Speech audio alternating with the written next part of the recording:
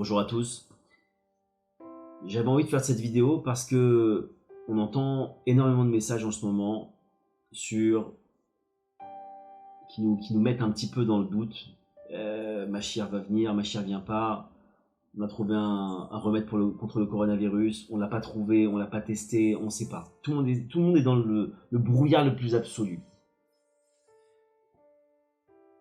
J'ai envie de vous dire, peu importe si Mashiach revient, peu importe si on a trouvé le résultat, le vaccin au coronavirus ou pas. Nous, ce qui nous intéresse, c'est nous et Dieu. Ce coronavirus, au jour où on parle aujourd'hui, là, on est encore en plein coronavirus, on ne sait pas ce qui va se passer demain, mais on est en plein dedans, on est en plein dans cette tourmente, dans cette tornade du coronavirus, et il faut comprendre qu'est-ce qu'attend Hachem de nous. Maintenant, il y a deux types de réactions face au coronavirus. Le premier, c'est on s'enterre chez nous et on attend que ça passe et que on essaie de passer sous les balles pour pas que le coronavirus nous atteigne. Ou il y a une autre catégorie de personnes qui s'est réveillée, qui a compris que le coronavirus, c'est pas un hasard. Parce que visiblement ça bouillonne dans le monde entier, ça touche tout le monde, ça touche toutes les catégories socio-professionnelles.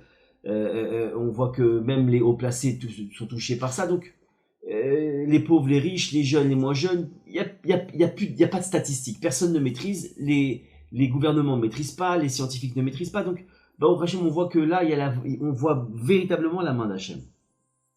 Et il y en a, au Hachem, qui se sont réveillés. Réveillés en quoi? Ils ont commencé à se poser des questions, à se dire, il faut qu'on comprenne qu'est-ce qui se passe, si ça vient d'Hachem, peut-être Hachem il attend un truc de moi, peut-être qu'il faut que je chante quelque chose. Donc, il y a eu Baruch Hachem beaucoup de gens qui ont pris des choses sur eux. Maintenant, posons-nous la question, c'est quoi le lendemain du corona? On va faire un scénario simple ensemble. Le scénario, il va être le suivant. Le coronavirus est mis à terre grâce à ce médicament qu'on a trouvé là, et finalement c'est révolutionnaire, ça marche sur tout le monde. Baruch Hashem, tout le monde est guéri par ce médicament. Et autre scénario en parallèle, le Mashiach ne vient pas à Pessah. On aimerait tous qu'il vienne à Pessah, mais imaginons que, c'est une simulation, que le Mashiach ne vient pas à Pessah. Il faut savoir que il y aura deux types de réactions. La première, je parle évidemment de ceux qui se sont réveillés.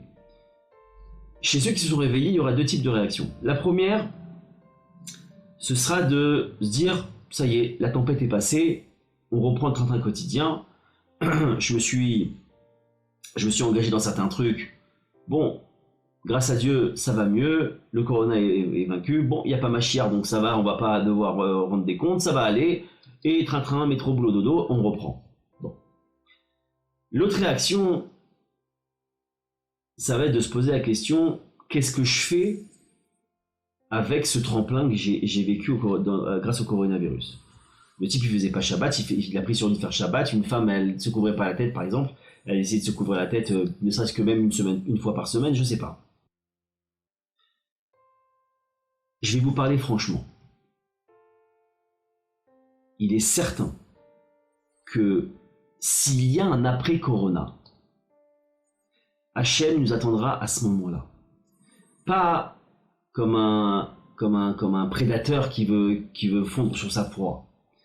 Mais Hachem attendra finalement de voir quelle était la véracité de notre prise de position vis-à-vis de lui. Est-ce que je l'ai fait pour m'en sortir et que finalement c'est passé, je balaye d'un revers de main, ou est-ce que je me suis engagé, j'ai compris l'essentiel dans ma vie, et que finalement maintenant, je décide de vraiment continuer mon réveil.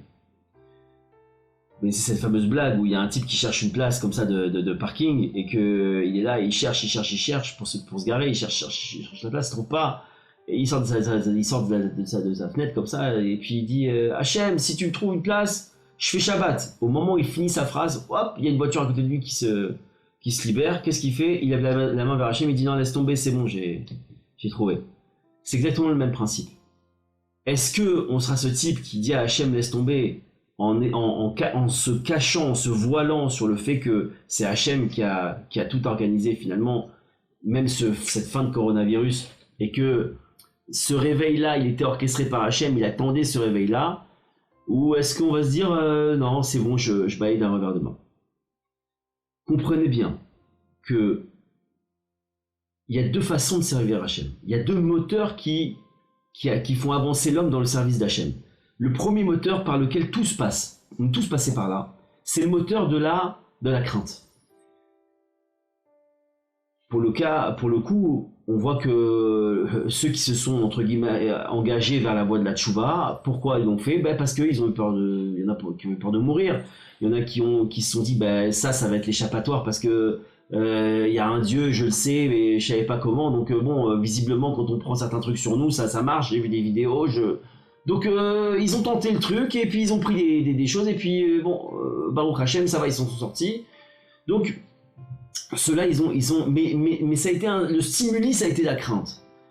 Maintenant, il y a un deuxième type de service divin, c'est celui qui est stimulé, dont le moteur est l'amour d'Hachem. Et l'après-corona, s'il y en a un, Hachem attend qu'on dépasse cette crainte pour arriver à l'amour. Si on arrive à ça, on a réussi le pari. Si on arrive à ça, on a montré la sincérité de notre tchouva. Si on arrive à ça, finalement, c'est encore même plus beau que Mashiach. Parce que finalement, on a fait une vraie tchouva. On a transformé cette tchouva qui finalement, au démarrage, n'était pas sincère, par une vraie tchouva sincère. Hachem, il n'envoie pas le coronavirus pour nous faire du mal. Hachem, il veut notre prise de conscience. Cette prise de conscience-là, si elle a été émise maintenant, grâce à ce coronavirus, alors quel dommage de décevoir Hachem. Quel dommage de passer à côté de cette vraie connexion avec Hachem qu'on pouvait avoir. Parce que, de vous à moi, et je parle pour moi le premier, cette période-là du coronavirus, elle nous fait prendre une conscience de la vie incroyable. Personnellement, je vois plus les choses pareilles. Personnellement, quand je vois que même les gens entre guillemets puissants du monde, ils sont à plat devant le coronavirus comme n'importe quelle personne du peuple. Ils n'ont pas plus de pouvoir, ils n'ont pas plus de possibilités de s'en sortir. On voit que même ils sont peut-être même plus touchés. On voit que finalement tout leur pouvoir, tout leur argent, il sert à rien. Et ben moi ça m'a fait prendre conscience d'une chose, que finalement, comme disaient nos sages, mais que finalement on avait du mal à l'intégrer, ben ouais, tout ça c'est de l'illusion. Parce que finalement, si c'était quelque chose de concret, alors je pourrais m'en servir, mais je vois que face à Hachem, quand Hachem y met le coronavirus, et que les types ils sont haut placés, ils sont milliardaires, ils sont ce que vous voulez, ils sont touchés par le coronavirus, et malgré leur pouvoir, malgré leur argent, ils n'arrivent pas à s'en sortir, pas plus qu'un smicard. Alors on voit qu'ils avaient rien finalement dans leurs mains. Et je peux vous dire que vous pouvez interroger n'importe quel bonhomme aujourd'hui qui est à la tête de je sais pas combien de milliards et qui est touché par le coronavirus, ô combien il peut vous dire que son argent lui sert strictement à rien. Et je pense que c'est une prise de conscience qu'on doit tous avoir. Maintenant, la réalité, c'est Hachem. La réalité, c'est le spirituel. La réalité, preuve en est, c'est que on s'est tous posé la question, comment finalement je peux me connecter à Dieu, comment je peux demander à Dieu qu'il me sorte de là. Puisque finalement, l'argent, les médicaments, ça marche pas. Alors il doit bien y avoir une porte de sortie. La porte de sortie, et c'est ça la force d'Hachem, si je puis dire. Hachem, il utilise toujours cette chose-là. Ça s'appelle le système de des portes verrouillées.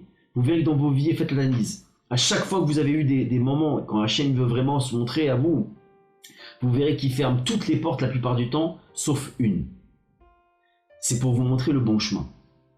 Encore une fois, on emmène l'homme là où il veut. Donc, si le type il veut faire des bêtises, c'est vrai qu'on l'y emmène. Mais je vous parle d'une personne qui foncièrement veut faire le bien. Eh bien, Hachem fera en sorte de toujours lui former les portes pour lui éviter des choses et lui laisser la porte ouverte pour que une seule porte ouverte pour qu'il arrive vers lui. Maintenant, mes chers amis, je vais finir là-dessus. Faut vraiment pas louper le coche. on a ce rendez-vous, peut-être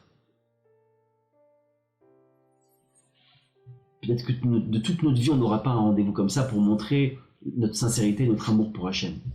Alors que, Béhémet, chacun on puisse vraiment prendre conscience que Hachem il nous attend, Hachem il veut cette connexion, Hachem il veut cette sincérité, et que ceux qui y sont, qui savent, ils sont un petit peu dans l'hésitation, alors priez Hachem pour que cette hésitation-là de basculer ou vers je balance tout d'un revers de main et je reprends métro boulot dodo, ou je me lance dans l'amour pour toi Hachem, et bien priez Hachem, demandez-lui Hachem, je sens que c'est la bonne voie de me connecter à toi par amour.